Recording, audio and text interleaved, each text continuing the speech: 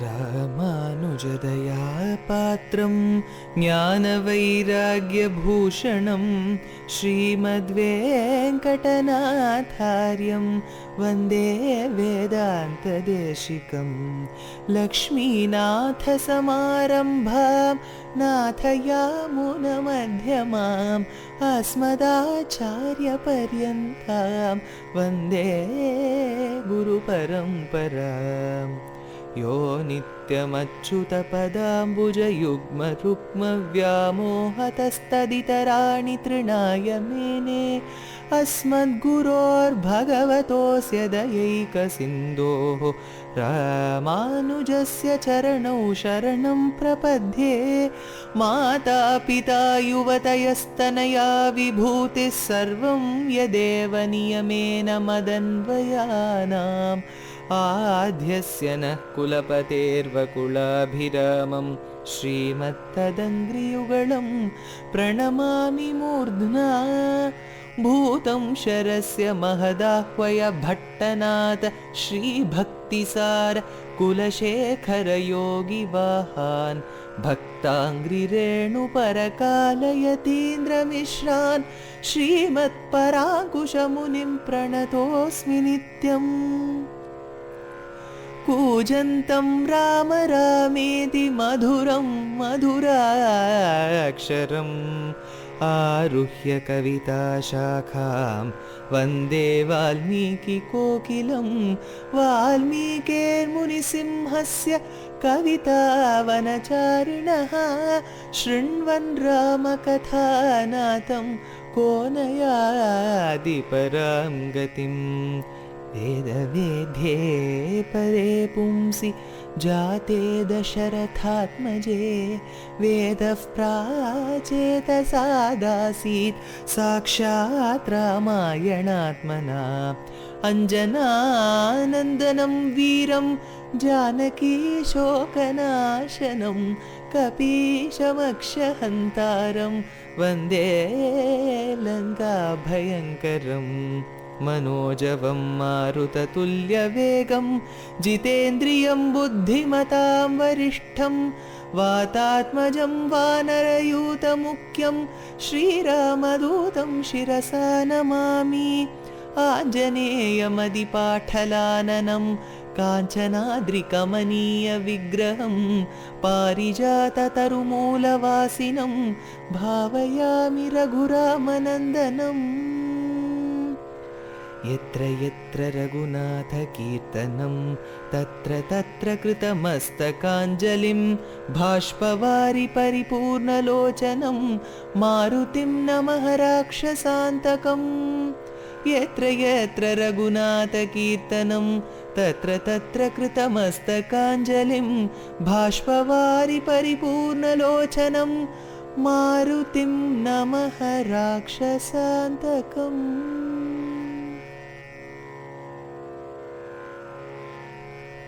In Aranya Khandam, we have seen how Bhagavan, that is Sri Ramachandra, along with Sita and Lakshmana came to Dandakaranyam. As soon as they came to Dandakaranyam, they stayed in a place called Panchavati. In present India, this place is called as Nasik Panchavati. We have also seen the importance of Nasik. Well, they were all together, they stayed together, they had a very nice time. We also saw the intervention of Shurpanakha. Shurpanakha, who was Ravana's sister, intervened. She wanted to have Ram for herself. She did not want Ram to be with Sita. But realizing that she wanted to separate Sita from Ram, Lakshmana chopped off her nose and ears. Followed by this, we also see how the insulted Shurpanakha went to Khara and Dushana, complained about this particular incident, but when she complained, she used a very beautiful tactic. She spoke about the valor and strength and beauty of Ram. On hearing to the beauty, the strength and the valor of Ram, Khara and Dushana with 14,000 Rakshasas, they all went and fought with Ram. Eko Rama Dharmatma Katham Yuddham Bhavishyati.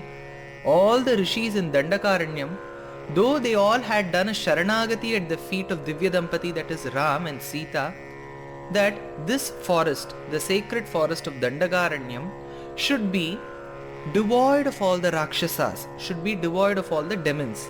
Though they had done this Sharanagati, they were wondered as to how a single person Ram, that too Ram was not a Rakshasa, because Rakshasas had a certain code, they had their own set of guidelines how to fight. They would fight at night, whereas Devas and Manushas will generally fight during the day. Devas and Manushas will use only the proper rules and regulations. They will not fight in the sky, neither will they go fight in Patalam. And they will use only certain astras and shastras which have been prescribed by the Vedas. Whereas Rakshasas did not have any such rules. Even if they had rules, they will never abide to all those rules.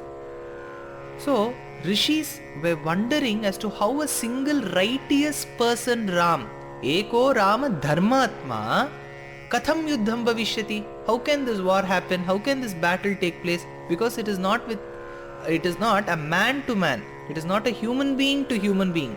It is a human being to 14,000 Rakshasas, to 14,000 demons. How can this happen? This is what they wondered. Eko Rama Dharmatma Katham Yuddham Bhavishyati. But Ram proved at the end of the war that single-handedly he could fight all the demons. But as we also saw, there was a dosham in Ram wherein he spared one particular person. He killed 13,999 people. He spared only one. That person was Akampana. Like how Shurpanakha described the beauty of Ram, the strength and valor of Ram to Khara and Dushana, Akampana went and described the valor of Ram to Ravana. At the same time, Shurpanakha, who described everything about Ram to Khara and Dushana, now came right before Ravana and described the beauty of not Ram, but the beauty of Sita. As a sister, we all feel that Shurpanakha was trying to weep and lament before her brother Ravana as to whatever insult she was meted to. But this is not the case. It seems she had a vengeance because Ravana killed her husband. Hence she wanted to take a revenge on her own brother Ravana. That is why she thought Sita could be the weapon and described the beauty of Sita. She knew very well if she would describe the beauty of Sita, who was undoubtedly the most beautiful woman in the world, then Ravana would surely fall prey to Sita's beauty, would kidnap her, would abduct her, and Ram would come and kill Ravana. This was her thought. She knew the plot of Ramayana even before the others could know. Even Ram did not know about this. So while this was happening on one side, Ravana approached Maricha, his uncle. Maricha was the person who was driven away by Ram during the Balakhandam. Maricha cautioned Ravana, saying that I have been pushed 100 yojanas. A single yojana is approximately 8 miles. So 100 yojanas is 800 miles. So which is more than 1000 kilometers. I have been pushed to such an extent. I don't want to fight with Ram again. Why are you forcing me? But Ravana finally said, you may give me 100 reasons that I should not abduct Sita and that I should not hurt the wife of Ram. But I'll tell you one thing. Till date, whatever grain, whatever food you have been eating is all because of me. And when Ravana said this, Maricha had no answer. He said, I have to be grateful. As there is a saying, gratefulness is a quality which should never be overlooked if we would like to raise ourselves in the world. Maricha knew this proverb. So he said, I will surely work for you until my last breath. So he went in the form of a beautiful golden deer, Hiranyam. Hiranyam means gold. Hiran in Hindi means deer. So he went in the form of a golden deer with beautiful gems. That deer had beautiful gems studded on its limbs. That deer went here and there before Sita. Sita's eyes fell upon that beautiful deer. She wanted it. She asked her dear husband Ram.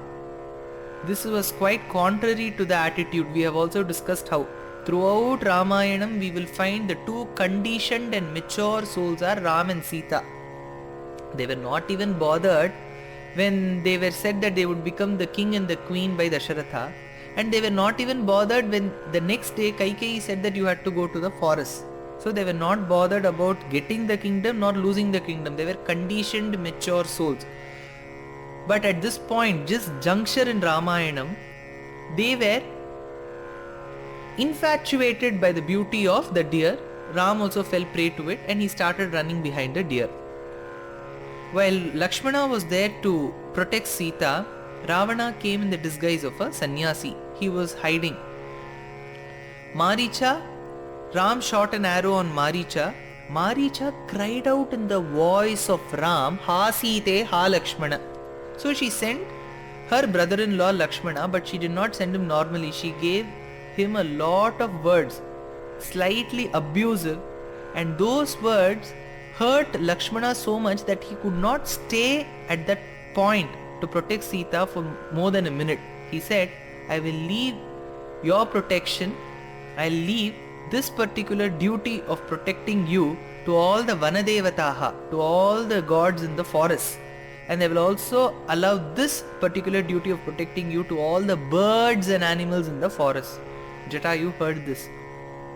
Meanwhile, when Lakshmana left, Ravana entered in the form of a sannyasi. We have also seen that right from those days, how if people want to cheat the common people, demons or anybody whoever want to cheat the common people, they always come in the disguise of a sannyasi.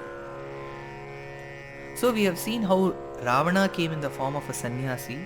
Sita wanted to give him the bhiksha, but when she did that, he abducted her. Ram came to know from Lakshmana that he had left Sita alone. They came in search, they couldn't find Sita. Meanwhile, Sita was taken by Ravana in the Pushpaka Vimanam.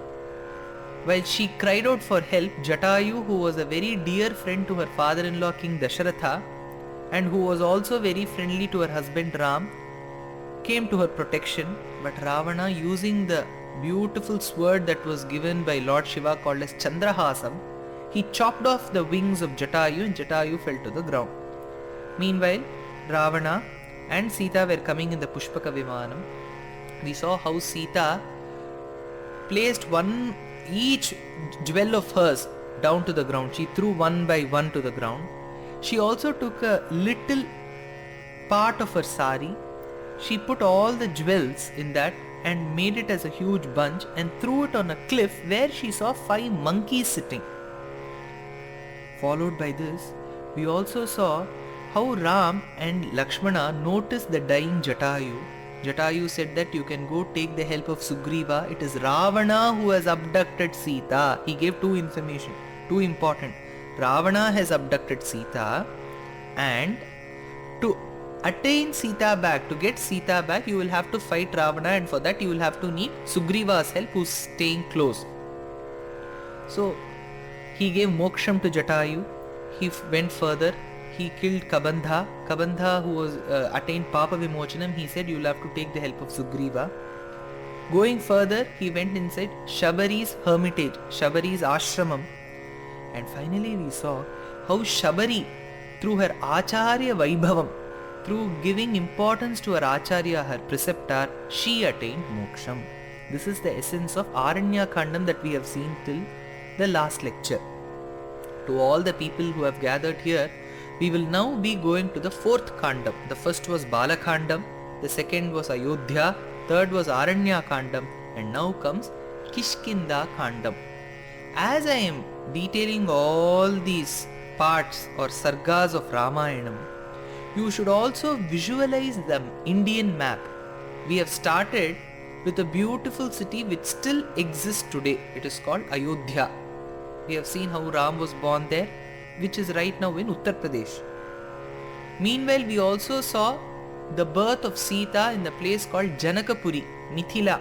That Mithila, Janakapuri still exists in Nepal. We also have seen places like Shringibherapuram. We have seen rivers like Mandakini on the in a place called as Chitrakutam.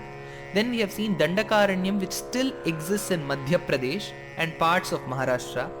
Then we have seen Panchavati, which is in a place called Nasik.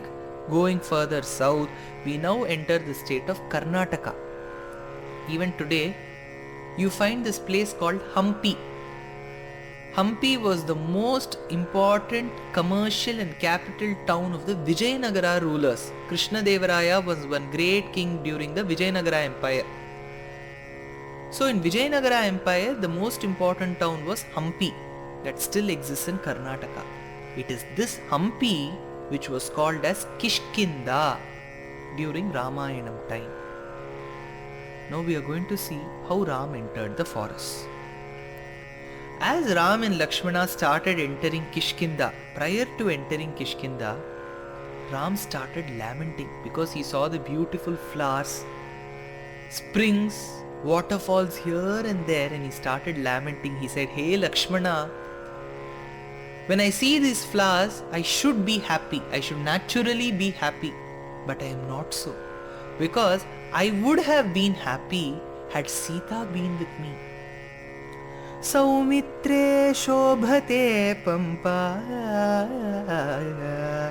Vaidarya vimalodaka Pulla padmotpalavati Shobhita vividhai drumaihi Shrutvaihistasya pura shabdamashrayamastha mama priya Mamahuya pramuditaha paramam pratyanandata Adrishyamana vaidehi Shokham vardhayati hame Drishyamano vasantascha Sweda samsarga dushakaha. Hey Lakshmana, the spring, the Vasanta Kalam which has come only in the nature. The spring season has come only to the nature. It has never come in my life. How can it come in my life if Sita is not there? Had she been here, she would have said, "Hey Ram, let me go take that flower. Please pluck that flower for me. Please pluck this white one for me." She would have said one flower by one flower. But now I am missing every minute of hers because she is not there with me. Hey Lakshmana, I do not know why fate has been so deceiving to me, because the spring season which has come to the nature hasn't come to me. It has never come in my life. Panjaputta viral padumam pavalam putta adiyayen Nenju putta tamarayin nilayam puttal niram putta Manju putta malar putta kuழலாய் கண் போல் மணிக்குவளாய் நஞ்சு பூத்த ஆமன்ன நகையாள் என்னை நலிவாயோ. You know Lakshmana, you have always seen her as your mother and you have also seen me as your father. So you may not know. You have respected both of us as your parents. But I am her husband. I have seen the beautiful feet of hers. I don't know if corals have got the red color from her feet or whether her feet have got the red color from the corals. I do not know if the pearls have got the beauty of whiteness from her teeth or her teeth has got the whiteness from the pearls. I do not know if gold has got its quality of being so resplendent from her body, from her complexion, or whether her complexion has got that particular color, that resplendence from the gold. Because she is nothing but a precious ornament in this world. But look at me. I have lost that precious ornament from my hands. I do not know where she has gone. I just know that Ravana has abducted her. I know this because Kabanda has given us the information. Poor Jatayu has given us the information. But I do not know where to search her for. What will I do? I initially stayed in the kingdom wherein I was the prince to a great king, King Dasharatha. King Janaka, who is a great karma yogi, gave with that confidence that I am the son of King Dasharatha and I will protect my wife as much as how Dasharatha protects his wife. But look at me. My father had so many wives. Nothing happened to them.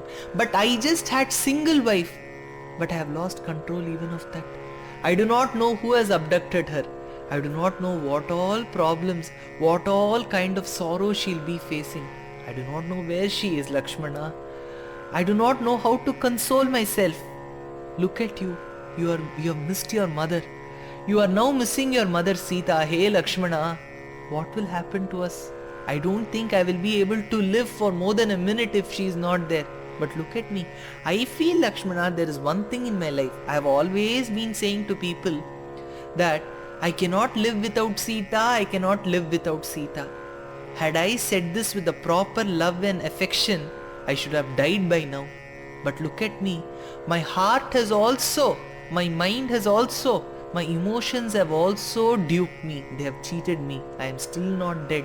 I am still living without Sita. Hey Lakshmana. Lakshmana could not see Ram lamenting like this. He has never seen him lament. He has never seen a tear from Ram's eyes. He did not know what to console and how to console. Kalidas beautifully describes this Vasanta Kalam. He says, the love god Manmatha is ready with his beautiful bow and arrow as to whom he can shoot upon, as to whom he can shoot the arrow at. Prafullachutankuratixasayako dvirepamalam vidadadhanurgunam manamsi bhettum suta prasanginam vasanta yodha samupagata priye. It seems the lover is saying, hey Nayaki, now I am going to shoot an arrow at you. You know why? Because the Vasanta Kalam has come. But Kalidas also says, it is a spring season, it is a Vasanta Kalam to only those lovers who are together, who are united. But imagine the Nayaka is at one place and the Nayika is at one place. How will there be a bonding between the two? When the nature is having beautiful flowers which are blooming in every corner, it has colorful flowers, beautiful flowers, fragrant flowers everywhere. The nature is so beautiful.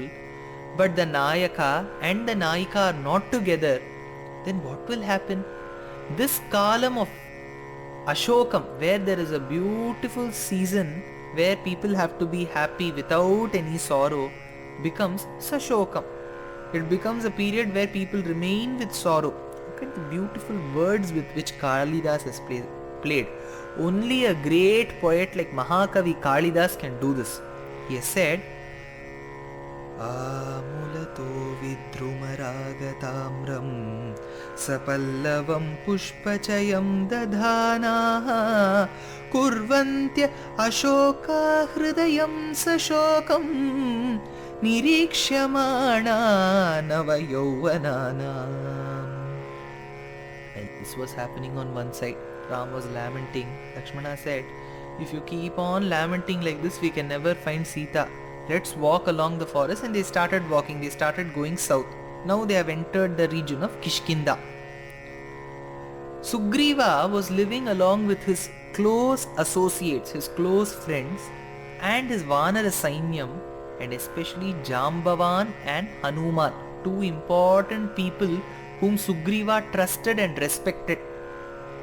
Because both things are important. You have to respect a person. Just because you respect a person, it doesn't mean you have to trust him. Just because you trust that particular person, it doesn't mean you have to respect him. But a person will be fortunate when somebody is respecting him as well as trusting him. Sugriva trusted and respected two people, Hanuman and Jambavan.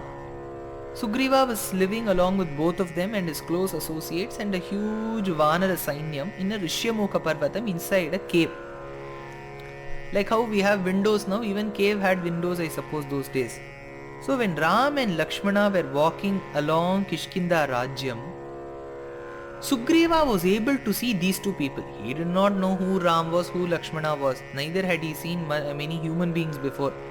Even today, if you go to Kishkinda, more than human beings, there is a huge population of monkeys only there. So probably that would have been the capital for all the monkeys in those days.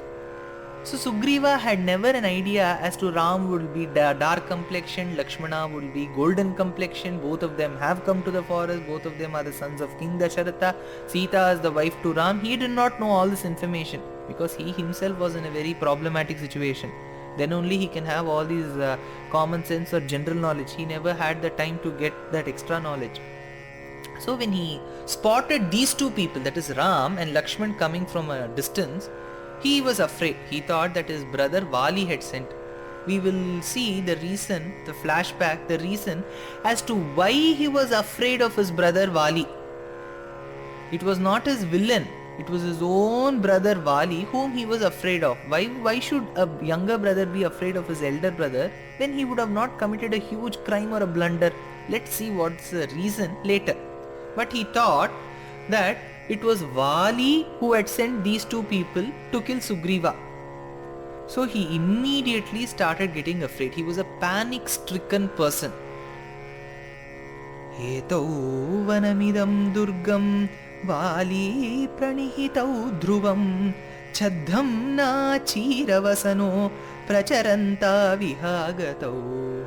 He started thinking, I am very sure these two strong people who are coming with well-built bodies are those two people who have been sent by my brother Vali to kill me. I am very sure.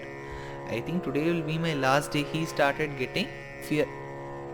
When he was afraid, he started getting afraid. Hanuman, who was just standing next to him, said, please chill. This is a place where we are staying. Why are we staying, Sugriva? We are not staying without any reason. Vali could have come, but Vali won't come here because he has a curse that if he comes to this particular region where we are staying, his head will burst into 1,000 pieces and he'll die. So he won't come. Don't worry that Vali has come. Immediately Sugriva answered. He said, I'll question you. Hey Hanuman, you're saying that Vali cannot come. Let Vali not come. But these two people could have been sent by Vali. It is only Vali who has been cursed that he will die if he comes to this region. It is not Vali's associates who will die. So these two people could have been sent by Vali. Hanuman said, probably it could be a good reason. Hey Sugriva, there are two possibilities. These two men could have been sent by Vali. There is also another possibility that these two people are not even aware of Vali. Then only comes the question whether they have been sent by Vali. So let us inquire first as to who these two people are. Nothing can happen to you when I am there, Sugriva, don't worry. So Anjaneya assured, he said, hey Sugriva, look at these two people. Do you think they are people who are coming to fight?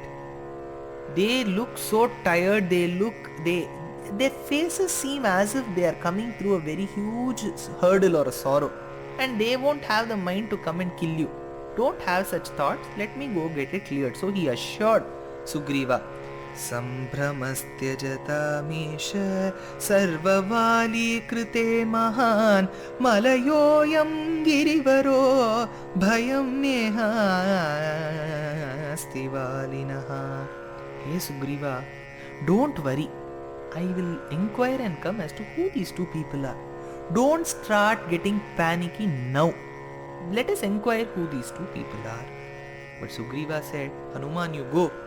I am very sure that when you are going, you will be successful. But I'll tell you one thing.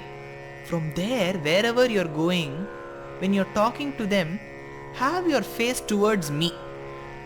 Hanuman asked, when I am talking to them, I should show my face to them. How can I show my face to you while I am talking to them? Sugriva said, there is a reason behind this, Hanuman. When you are talking to them and you are having your face towards them, for example, they say, we are all two people sent by Vali. Where is Sugriva? We have to kill him. And you are facing towards them. I will not know what they are talking.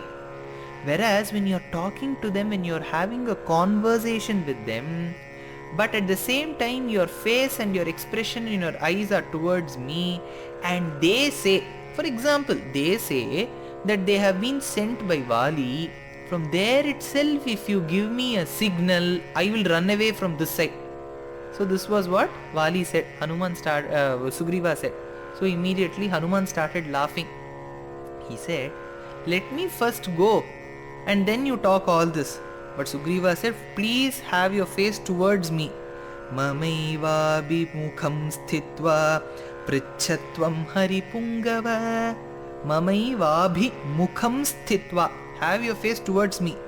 Prichatvam haripungava prayojanam praveshasya vanasyasya dhanurdharau. Now Hanuman had to go before them. Even today, when proper monkeys come before us itself, we start looking at it with a different eye. Imagine there is a monkey who talks all Vedas, Upanishads and all that. It will be even more surprising. So Hanuman knew very well that if he went in his Swarupam, that is in his monkey form, with a tail, with a monkey's face, and then start talking all the Vedas and Upanishads and started talking very beautiful grammar and Sanskrit, because in those days human beings, especially the first three classes, Brahmana, Kshatriya, Vaishyas, and a part of the Shudras were known to speak Sanskrit. Sanskrit, that too the class of Brahmins and Kshatriyas used to talk very pure 24 karat Sanskrit. But he was a monkey, he did not even fall into the four categories. And if he goes and starts talking in Sanskrit, Hanuman thought that people will become astonished and they will get panic stricken. So he disguised, he took a different form. He went in the form of a Brahmana. Kapirupam parityajya Hanuman marutatmajaha bhikshurupam tato bheje shadbuddhi tata kapihi. But though he changed his form, though he changed his swarupam, his knowledge remained the same. We all feel that if we want to go on to a stage, to a dais, and we have to talk or we have to give a presentation or give a lecture, just because we wear a lot of costly accessories and clothes, people will think we are intelligent. Nothing can happen, no change can happen inside our brains just because we are changing our accessories. Your knowledge, your maturity, all has to come with experience and learning. Only your clothes and accessories may change, your attitude will not change. The same case was with Anjaneya, that is Hanuman. Anjana Putra Anjaneya, that is Hanuman. He disguised himself as a Brahmana, but his great intellect and bhakti remained the same. Bhikshurupam tato bheje shat buddhi tata kapihi. Kapihi.